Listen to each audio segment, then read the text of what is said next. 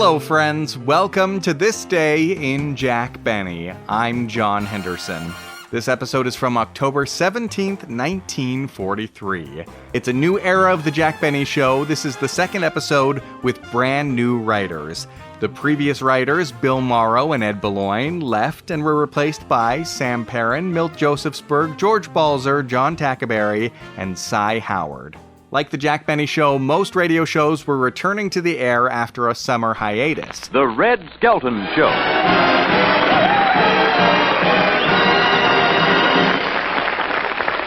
Thank you very much, and good evening, ladies and gentlemen. Say, Red, I saw a motorcycle cop chasing you yesterday. Did he give you a ticket? Yeah, but I almost talked him out of it when suddenly he decided to put his foot on the running board. But, Red, your car hasn't got any running board. Nope, and the cop hasn't got any teeth either. And now meet the people who live in the Burns house, George and Gracie. Last time you had the car, you got a ticket for parking in front of a fire plug. Parking? All I did was stop for a wave, and he gave me a ticket. That does seem unfair. Where did you stop for the wave? At my regular beauty shop.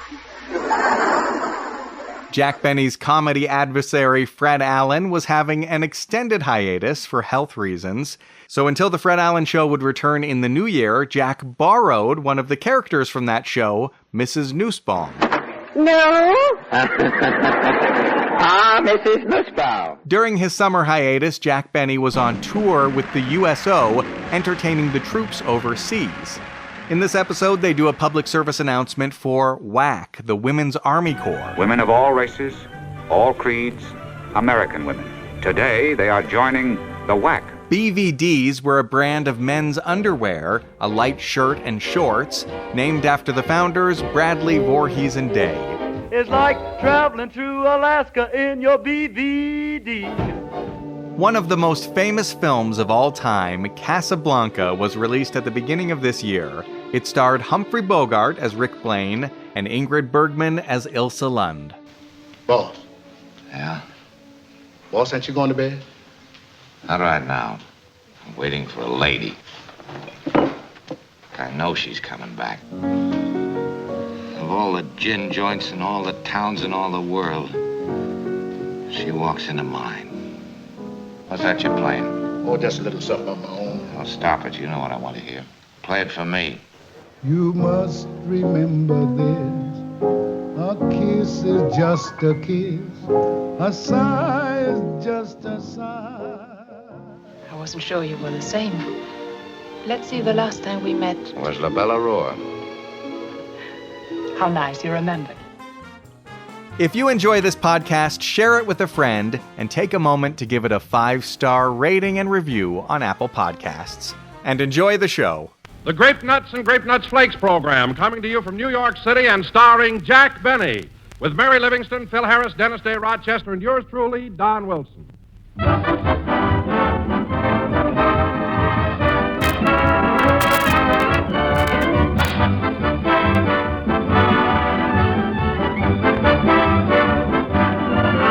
Back in the dear dead days when folks put on long linen dusters to go scorching over the roads in a brand new horseless carriage, yes, way back then, delicious, malty-rich grape nuts were making a hit at American breakfast tables. And they've been making a hit ever since. Today, you can enjoy that one delicious flavor in 2 delicious forms. Grape nuts, crispy, crunchy kernels, and grape nuts flakes, delicate, toasty brown flakes. Both have a malty-rich, sweet-as-a-nut goodness that's absolutely distinctive. A flavor with punch and zest that makes breakfast a high spot of the day. And Grape Nuts and Grape Nuts Flakes are both Basic 7 foods, for they supply all-around whole-grain nourishment. Our government wants us to eat more of such cereals, for they're plentiful, not rationed, and they help to take the place of scarcer foods. So for real energy-giving nourishment, plus rich, unusual flavor and texture, make it Grape Nuts or Grape Nuts Flakes in the morning, every morning.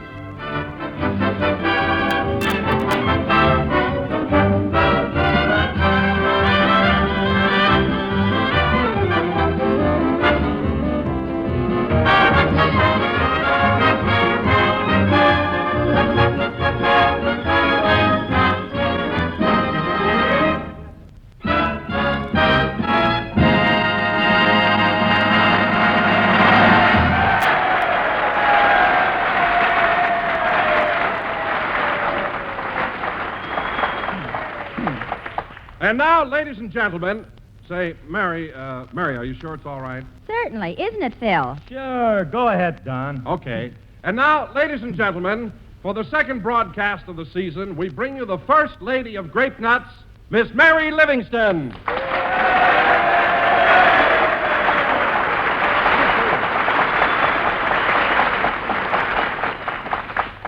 Thank you. Hello again. This is Mary talking. And, Don, the reason I asked you to introduce me is because Jack's out in the hall talking to his new writers. His writers? Not so loud, Don. Not so loud. You know, people think I ad-lib this stuff here, you know. I'm one of them spontaneous men. Oh, I'm sorry, Phil. Say, Mary, how's Jackson since he got home? Oh, Phil, it's simply awful. Since he got back from North Africa, that's all he talks about. He absolutely drives you nuts. Are you kidding? Kidding? You want to know something? Jack's a bigger ham now than he was before he left. No, don't do that to me. I got a wife and baby.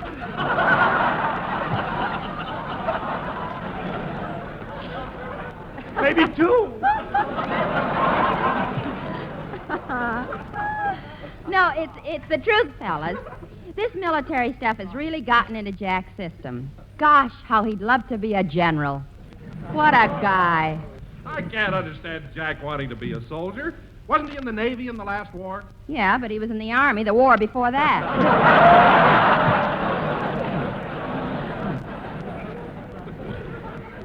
Oh, and there's one thing I gotta tell you, kids. You'll never believe this. What is it, Mary? Yeah, tell us. Oh, it's so fantastic. Well, then go ahead, tell us. What is it? Well, yesterday morning, while Jack was shaving, he cut his cheek. Yeah? And ever since then, he's been calling himself Old Blood and Guts.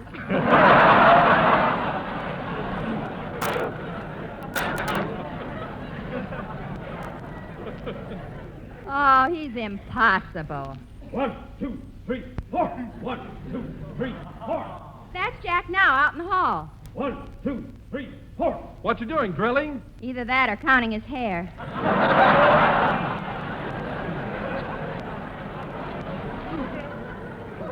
Who knows? Say, Mary, do you think I ought to go out and get Jack away from his boys? No, I'll go.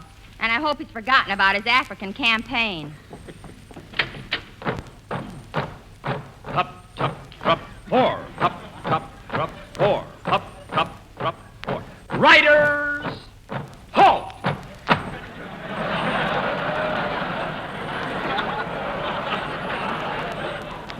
Present pencils. A fine bunch of comedy writers. Recruits from the Allen program. Rookies, every one of you. Just look at you. Balzer, pull in your typewriter. Yes, sir. And Josephsburg, your pencil. Look at that point. That's my head, sir. I mean the one with the eraser on it. And Tackleberry, where's Howard? He went AWOL to Red Skelton, sir. He did, eh? Now listen, men. This is no picnic, you know. You got a job to do, and I'm going to see that you do it.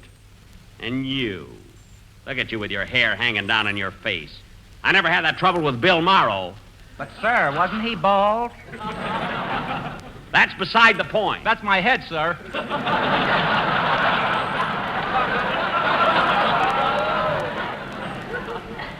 And I had another writer with me for 8 years, Eddie Boulogne.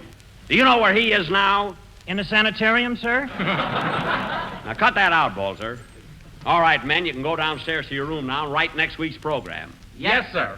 About face, forward, march. Hey, look out for that window!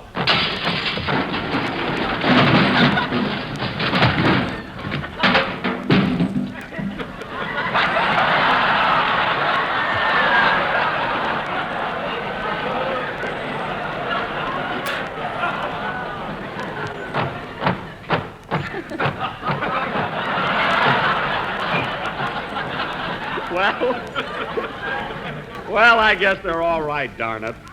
Oh, boy, 35 weeks of this. Well, it serves you right. Oh, hello, Mary. If you'd stop acting like a top sergeant in the movies, you wouldn't have so much trouble. Now, come on in, Jack. The program's half over. Okay. Well, here he is, fellas. fellas. Hello, Jack. We've been waiting for you. Hiya, Jackson. At ease, man.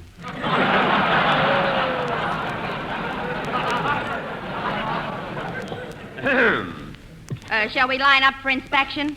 Not now. Play, Phil. You see, Mary, I have to discipline the boys. That's the only...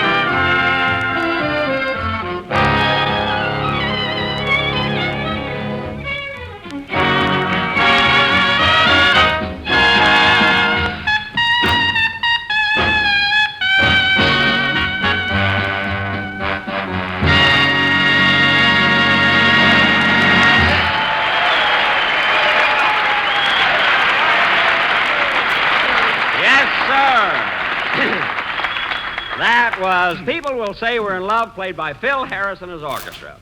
And now, ladies and gentlemen... Say, Jackson, Mary tells us you've gone military since you got back from Africa. What's the idea? What do you mean? Well, she says the Army life has gone to your head. Oh, that's ridiculous. Ridiculous? Didn't you try to buy an officer's uniform with 2 pair of shoulders?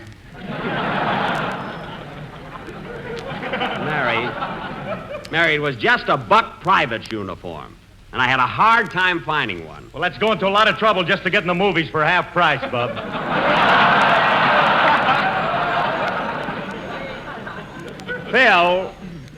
Phil, gags like that put you in Fred Allen's class, and he's not working. Right now. Anyway, as long as you brought it up, the part of the Army I'm interested in is the Air Corps. There you are, fellas. I really am. I'm interested in the Air Corps. Last night he brought down 6 flies with a spray gun, so now he's an aide. I brought down 7 and 3 probables. If you're getting out communiques, sister, get them right. And now, ladies and gentlemen, for our... Come in. Yes? Hello, Mr. Benny. Remember me from last week? I'm the cab driver that brought you into the airport. Oh, yes, certainly. Yeah, your name is... Crowley. Yes, I remember. You have a brother over in North Africa. Yeah, Joe's a corporal. Yes. Oh, of course, certainly. Corporal Crowley, yeah. I can't understand you not running into him. He was in Africa at the same time you were. Well, look, buddy, I told you last week, I saw so many soldiers. I mean, how would I know your brother? Well, a couple of months ago, we got into a debate with an MP and lost 3 front teeth.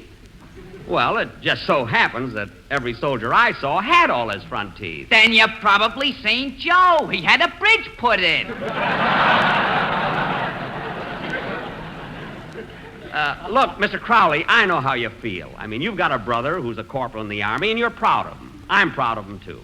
I mean, but how could I pick out among thousands and thousands of men? Well, his draft board did.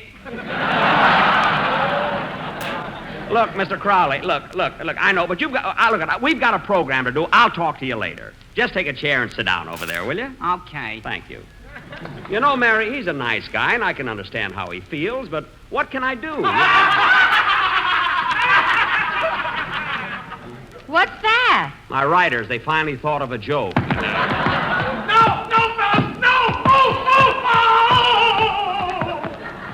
One of them didn't like it.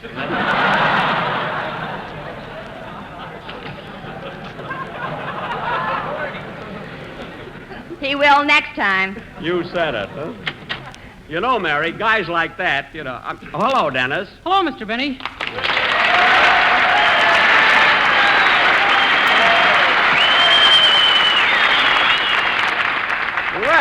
Well, how are you, kid? Fine, sir. Dennis, you don't have to salute me in the studio. Yes, sir. And you don't have to call me sir. Yes, ma'am.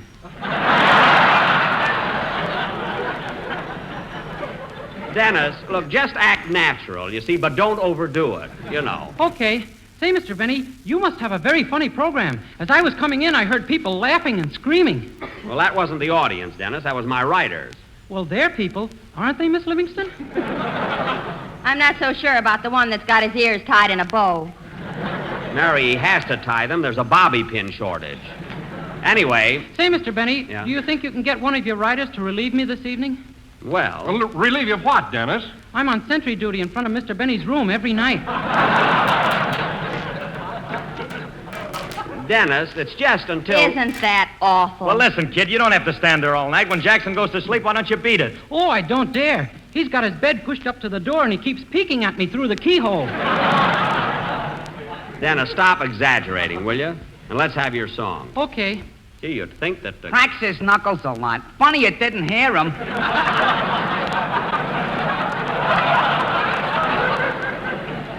Who? My brother, Corporal Crowley. Look, you told me about his knuckles last week. Now, look at Crowley. Won't you please Hey, those writers are really on the beam. I'm going down and see what gags they've dreamed up. Excuse me, kid.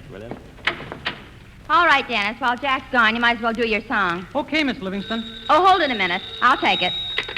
Hello? Hello, Miss Livingston. This is Rochester.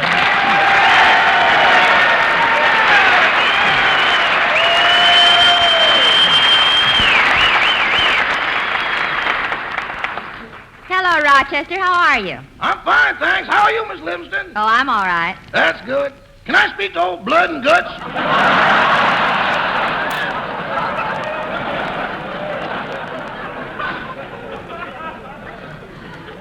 You mean Mr. Benny? That's what they called him before he cut himself.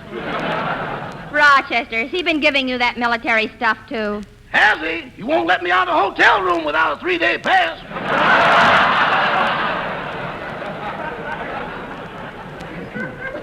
You know what else, Miss Livingston? What? He made me sew 4 stars on his nightgown and a service stripe on his BVDs. Well, that's the silliest thing I ever heard of. So far. Well, Rochester, Mr. Benny just stepped out, but I'll tell him you called. Thanks, Miss Livingston. I'll be right over to pick him up. Goodbye. Goodbye.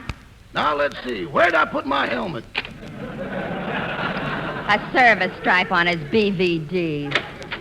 Okay, kids. Hey, let's get on with the show. Say, Jack, what were your writers laughing about? Did they think up some good gags for you? No, they were listening to a record of Burns and Allen. Sing, Dennis. A fine bunch of guys I've got. Say, he does look funny with his ears tied in a bow at that, you know? He really does.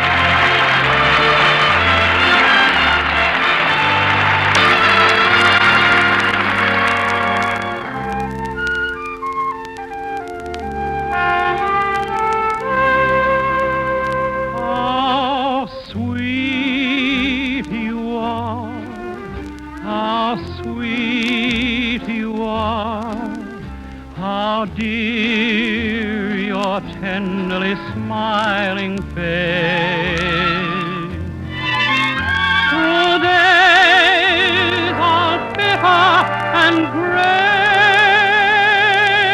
and grim, through nights when even the stars are dim. How sweet to know my heart can glow from just the warmth of our first embrace. For worlds are lovely, a world by far. When how sweet you are. How sweet to know my heart and glow from just the warmth of our first embrace. The world's a lovelier world by far.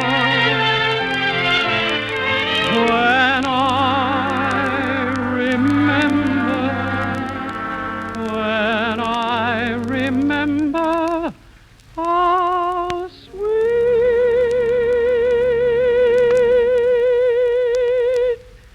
you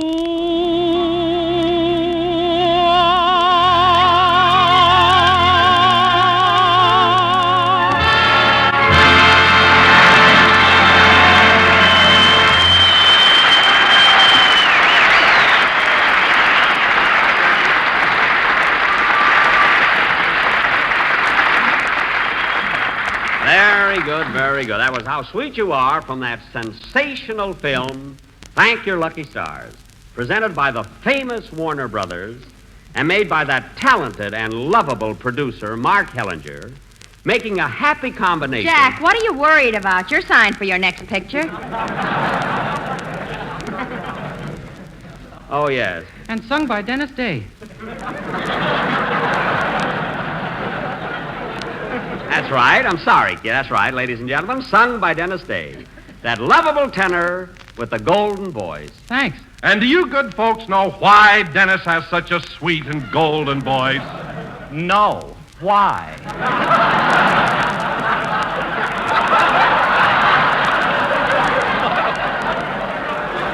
Because he eats grape nuts and grape nuts flakes, thereby enjoying one delicious flavor in two distinctive forms. Isn't that right, Dennis? Yes. Grape nuts are so crunchy, and the flakes, they are so munchy, that I always eat a bunchy for my breakfast and my lunchy.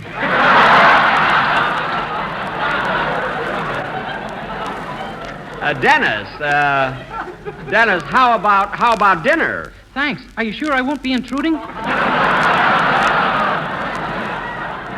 No, you won't, and bring your own grape nuts. And now, folks, for our feature, come in. Mr. Benny? Yes? Brown's the name, John Brown. I'm a reporter for the Associated Press. They sent me over here to get an interview. Well, I'm always glad to see the gentlemen of the press. Great bunch of boys. Don't give me that, chum. I hate this as much as you love it.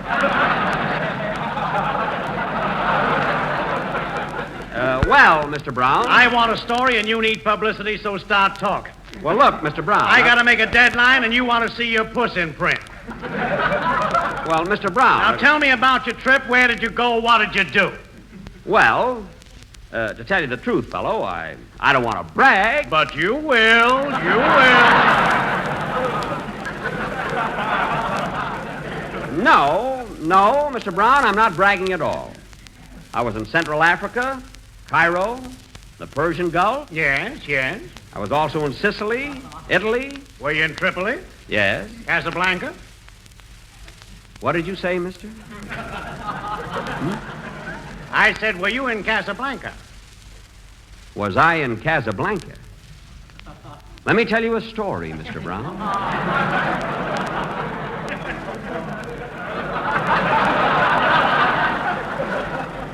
Come closer. This will be interesting. Very interesting.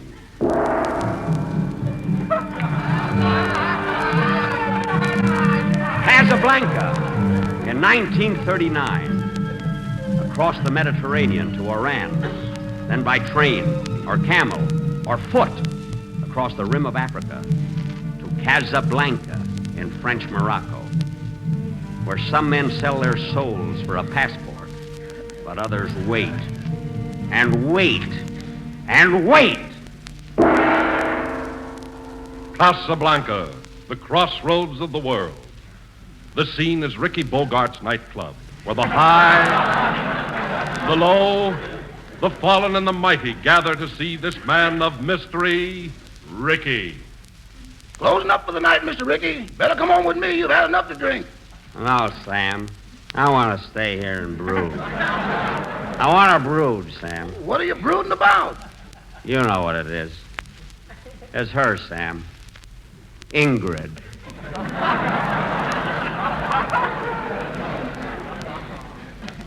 When we split up in Paris, she left me. She left me, Sam. Left me a sad and broken down old man. That's the way she found you, boy.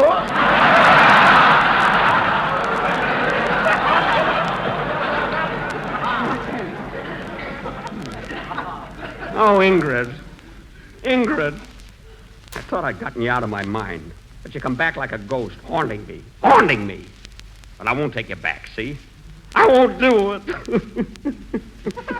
If Humphrey Bogart's listening, it doesn't get any better.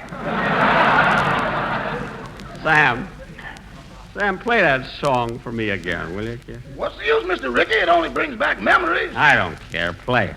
Say, my brother was in Casablanca.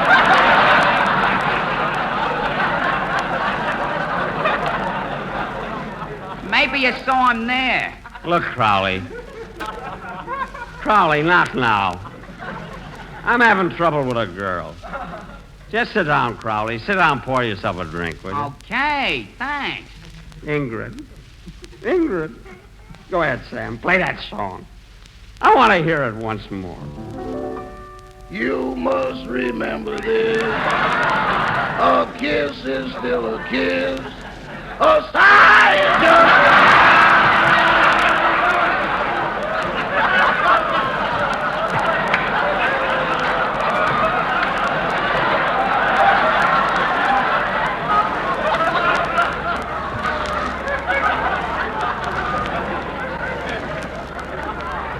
That's it, Sam. Sing it, boy. The fundamental things apply as time goes by. As the time goes by. Sing it, boy. Sing. And when two lovers woo, they still say I love you. Oh, cock-a-doodle-doo. The fundamental things apply as time goes by. As time goes by. What a song. What a song, Sam. It tortures me. It tortures me, but I love it. Here, Crowley. Crowley, have another drink. Sing it, Sam. Sing it. Moonlight and love songs, never out of date. Hearts full of passion, jealousy, and hate. Woman needs man, and man must have his mate. That no one can deny. Attaboy, Crowley. Say, Crowley, haven't you got a brother up here in... Haven't you got a brother up here in North Africa? Yeah, how did you know? I met his brother in New York. He's a cab driver. Never heard of him. Me neither. Sing it, Sam. Sing that song that keeps breaking my heart. You must remember this. A kiss is still a... Mr. Ricky! Mr. Ricky, look! What is it, Sam? Look in the doorway. It's her. It's her. Ingrid. My Ingrid. You must remember a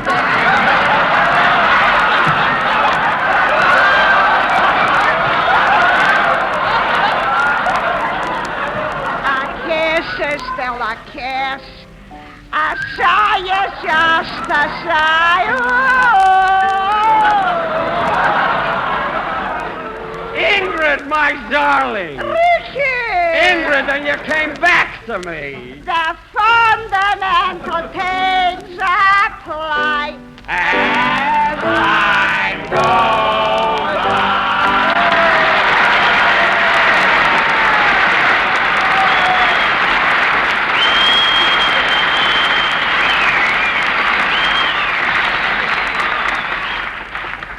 And you, Mr. Brown, you asked me if I was ever in Casablanca. Play, Phil.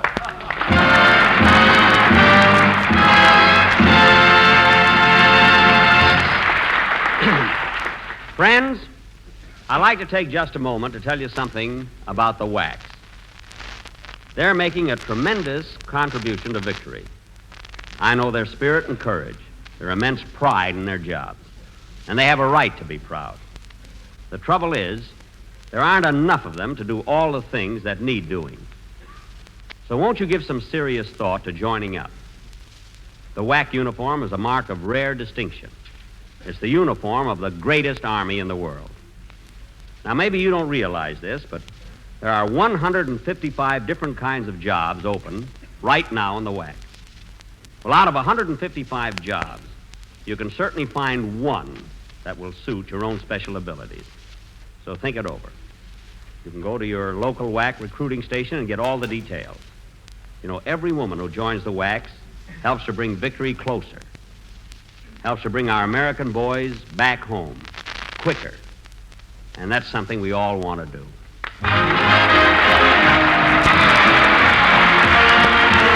Remember the old-fashioned way of learning the alphabet? A is for apple, B is for books. Well, today it's different. A is for adequate, B is for breakfast, and G is for grape nuts and grape nuts flakes. 2 grand cereals for your adequate breakfast. You know, nutrition experts tell us breakfast is the most important meal of the day, and at that time, we should get at least 1/4 of our entire day's nourishment. And what's more, they say a cereal supplying whole grain nourishment is a must in the adequate breakfast. Well, you can't do better than choose grape nuts or grape nuts flakes. They taste so good, moldy, rich, and sweet as a nut. And grape nuts and grape nuts flakes both bring you whole grain food values. So there, in one swell, tempting treat, you're getting a wonderful start on your day's nourishment needs. Grape nuts and grape nuts flakes are thrifty, plentiful, not rationed. Better make them a breakfast time habit at your house. Grape nuts flakes. We're a little late, so good night, folks. Thank you.